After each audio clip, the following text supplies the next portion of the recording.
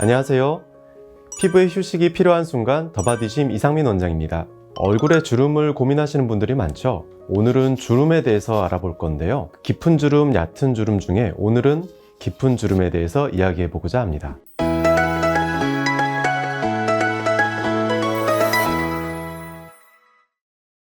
오늘 우리가 주목할 부분은 팔자와 마리오네트 라인인데요. 깊은 주름의 대표적인 것들 중에 하나죠. 이 주름을 이해하기 위해 세 가지 변수의 영향을 고려해 봐야 합니다. 첫째는 지방이고요. 두 번째는 피부의 측면, 그리고 세 번째는 근육의 변화입니다. 먼저 지방의 변화를 보자면 우리가 태어날 때 가지고 태어나는 지방이 자연스럽게 감소되는 부분들이 있어요. 예전에는 이 지방이 빠져 생기는 문제에 좀 더 집중했기 때문에 지방을 대체할 만한 부피를 넣어주자, 이런 컨셉에서 시술이 많이 이루어졌습니다. 대표적으로 필러와 지방이식 같은 걸 예로 들 수 있겠죠. 근데 이 시술들이 티가 나기 쉬운 문제, 그리고 현 시대 트렌드가 자연스러움을 좀 추구하는 측면에서 필러나 지방이식보다는 다른 방법을 좀 더 선호하게 되는 상황이 되었죠. 두 번째 우리가 주목해야 될 부분은 피부의 탄력 변화인데요.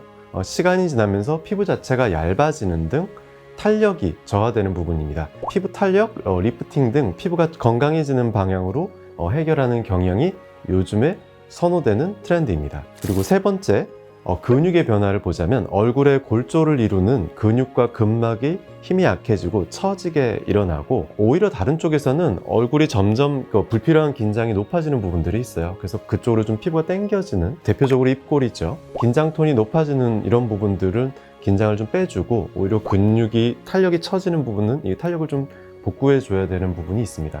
그래서 이런 세 가지 변수들이 합쳐져서 우리가 깊은 주름을 이루게 됩니다. 피부의 휴식이 필요한 순간 더바디. 다음으로 그럼 구체적인 부위로 팔자 라인을 예로 들어서 이 변수로 설명을 좀 해보고자 한다면, 첫 번째 지방의 변수는 앞광대와 팔자 라인 주변의 지방이 점점 주는 것을 중요 변수로 봅니다. 그리고 두 번째, 피부 탄력 자체가 떨어지는 것도 영향이 있겠죠.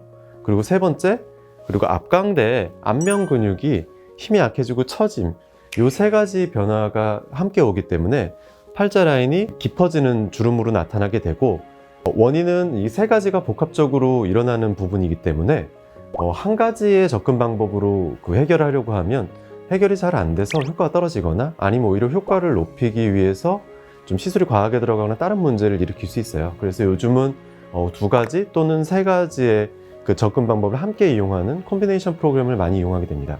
구체적인 예를 들자면 피부 탄력과 근육의 탄력을 함께 잡아주기 위해서 고주파 리프팅을 이용하는 것과, 부피의 뭔가 자연스러운 상승을 유도하기 위해서 콜라겐 부스터를 함께 이용하는 걸 예로 들 수 있겠죠.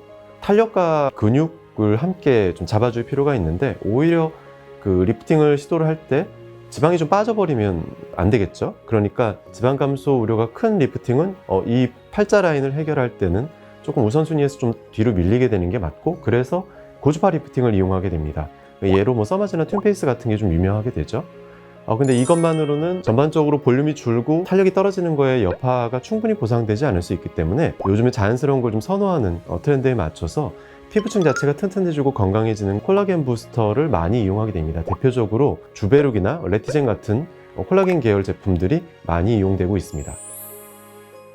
두 번째로 구체적인 부위를 보자면 마리오네트 라인인데요. 첫 번째, 오히려 지방의 문제는 거꾸로 빠져도 되는데 잘 안 빠지는 지방이 존재하죠. 소위 불독살이라고 하는 피하 지방의 존재가 문제가 됩니다. 지방의 무게 자체가 아래로 처지는 원인이 되기도 하죠. 그리고 두 번째는 피부 탄력도 함께 떨어지게 되면서 주름이 깊어지게 되고요. 세 번째, 근육의 측면은 입꼬리를 하고 아래로 내리는 근육들이 상대적으로 강해지는 영향을 받습니다.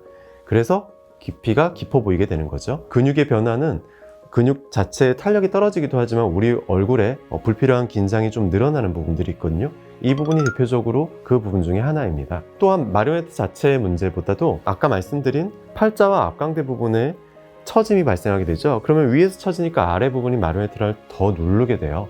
그래서 이게 함께 연관이 되면서 마리오네트 라인이 깊어지게 되는 결과를 초래합니다. 그래서 접근 방법으로는 첫째, 잘 안 빠지는 지방 불독살이라 하죠.